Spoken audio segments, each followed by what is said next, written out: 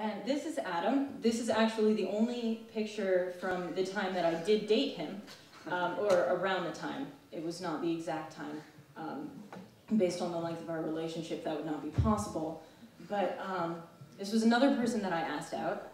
I didn't do that very often, but most of them were failures, hence why they're here. I don't know if you can tell from this picture, but he's about 4'6", and this is 8th grade, so most people have hit their growth spurts by then. And so I asked him out on a ski club trip, so this is like 8 p.m., we're coming back, and I was like, hey Adam, we're friends, you want to go out? And he was like, okay. And then 12 hours later, after he slept on it, we're in home ec, and he goes, Alex, I really think we should just go back to being home ec partners. It's the shortest relationship I've ever had. So it was also, you know, one of the most fulfilling. We didn't converse between the time I asked him out and the time that he dumped me. And this is Max. He's the one in the tight pants. And the other one, I didn't know him when he was that age, but I thought that picture was adorable, so it needed to be here. This kid was my first kiss. I'm going to put that out there right now. I dated all of the previous people without ever kissing them.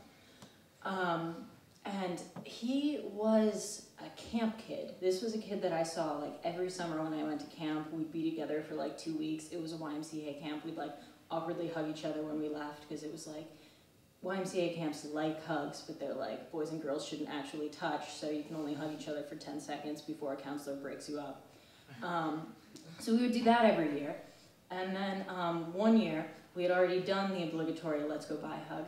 I had already turned around to leave, and he said my name, so I turned back around. Keep in mind, at this point, this is like the summer after 8th grade, so I'm like 5'3", and he's like 6 feet.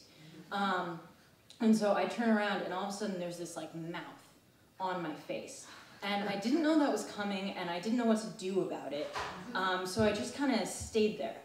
And I'm sure that kiss was probably about 8 seconds. To me, it felt like hours. And he had braces at the time. Somewhere in there, I don't know what he was doing with his mouth, but somewhere in there he cut me. So I'm like bleeding. And he turns around to leave and says nothing. He says absolutely nothing. He just like, after he's like spent whatever amount of time he wants like on my mouth, he just like picks his head up, turns around and goes. And so I'm like standing there bleeding and like, what the hell just happened? I don't know, but it was magical. And, so I didn't speak to him again for another year. And then the next summer he wanted to start it up again, but I was like so torn up from what happened last year that I was like, no man, we can't do this. Too much pain. And I still talk to him though. We're friends on Facebook. And this is Pete.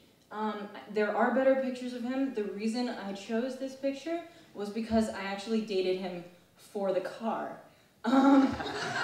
Which is a little sad given that it's a Subaru Outback. But it was the end of sophomore year, so I was 14 and he was 17? Something like that. So anyway, he could drive and I could definitely not.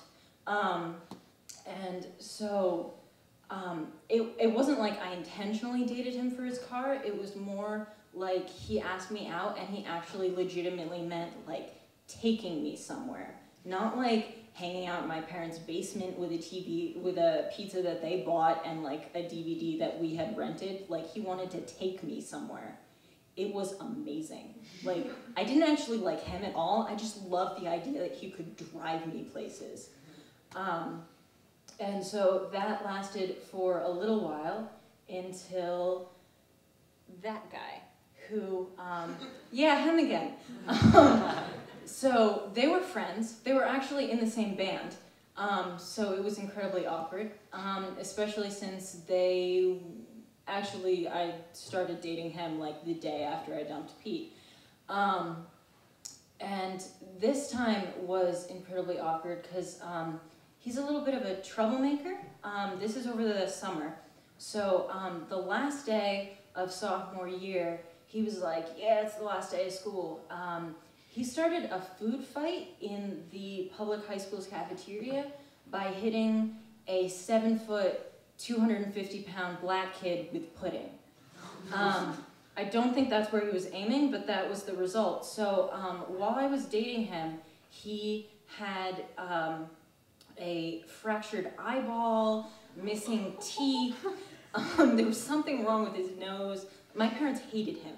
And actually, this was an incredibly bizarre relationship because I was on vacation for the entirety of it, essentially.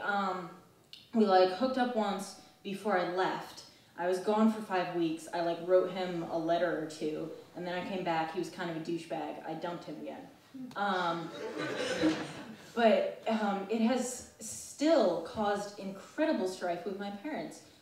For some reason, that whole like seeing him come in and me being like, hey mom and dad, this is my boyfriend with his like missing teeth and like messed up eye and shit has really scarred them for life. So he comes up often in conversation in my house. And I think that's the end, actually. And that is everybody.